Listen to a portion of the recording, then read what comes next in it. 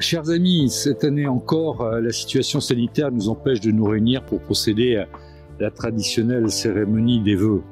C'est ici, dans ce cursal, que nous aurions dû nous rencontrer pour ce moment de convivialité important, mais le contexte ne le permettant pas, j'ai souhaité, au nom de tous les membres du conseil municipal, vous adresser ce message.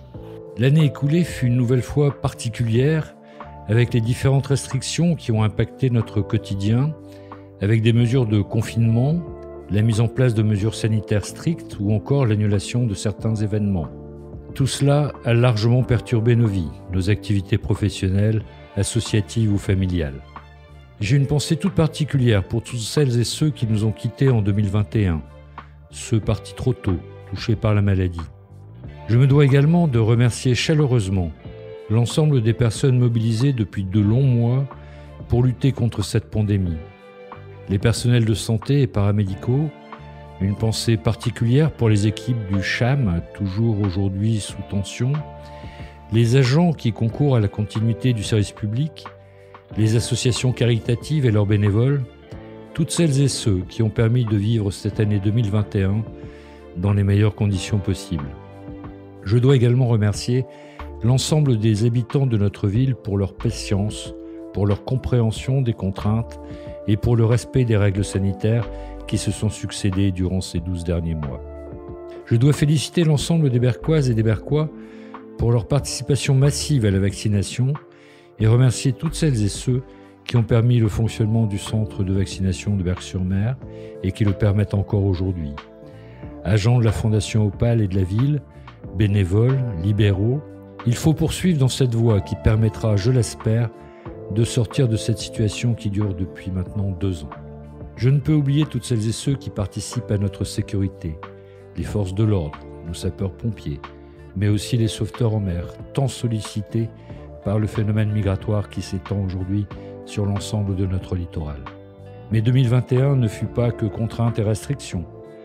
Nous avons su nous réunir, profiter des atouts de notre ville, participer à des moments heureux et à certains événements qui nous ont tant manqué, à l'image du Big Tour, du Beach Cross ou encore des 6 heures de Berck, pour ne citer que.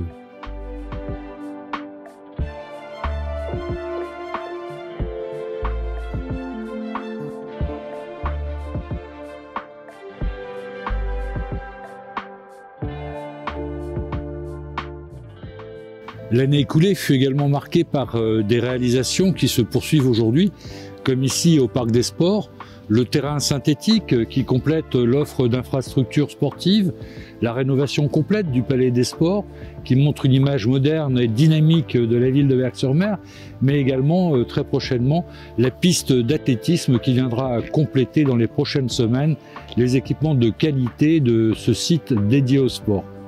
D'autres projets ont pu démarrer et s'achèveront dans les mois à venir. À l'image des travaux d'ampleur de préservation de notre patrimoine avec l'église Notre-Dame des Sables, les travaux de l'avenue Michel Malingre, les aménagements du chemin aux raisins et ceux du boulevard de Paris qui se poursuivront dans les prochaines semaines. Après la place de l'Entonnoir, qui a été l'acte 1 des travaux de modernisation du front de mer de Berck, le chantier de la rue du Grand Hôtel et de la partie nord de l'esplanade à proximité de l'Hall Club a débuté. Éclairage public, stationnement, végétalisation, accessibilité, l'ensemble des usages seront modifiés afin de permettre aux Berquoises, aux Berquois et à nos visiteurs de bénéficier de ces espaces. À l'issue de cette nouvelle tranche de travaux, d'autres vont se succéder sur plusieurs années pour améliorer l'image globale de notre front de mer. Nous vous présenterons d'ailleurs d'ici quelques semaines le calendrier de ce projet d'ampleur pour notre ville. Un autre grand projet aurait dû débuter mais connaît du retard, du fait de fouilles archéologiques. Ce sont les travaux de la place Claude-Vilquin qui commenceront dans les semaines à venir. Là aussi, ils changeront les usages, amélioreront l'accessibilité et l'attractivité du cœur de Berckville.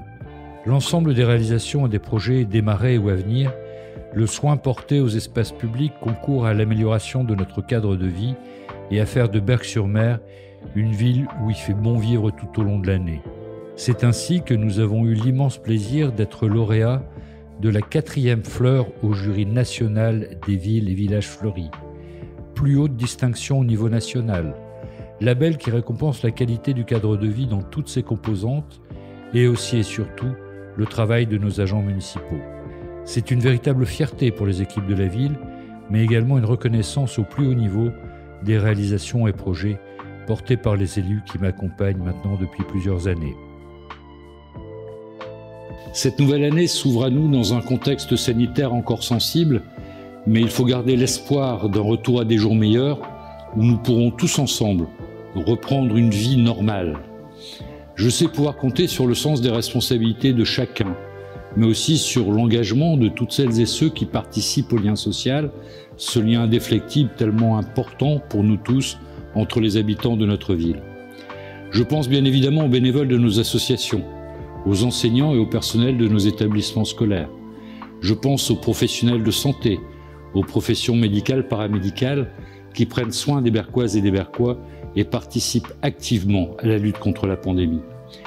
Tous ensemble, unis, nous saurons relever les défis qui rythmeront l'année 2022. Je vous souhaite à toutes et à tous du fond du cœur une bonne et heureuse année 2022. Une année pleine d'espoir, pleine de projets.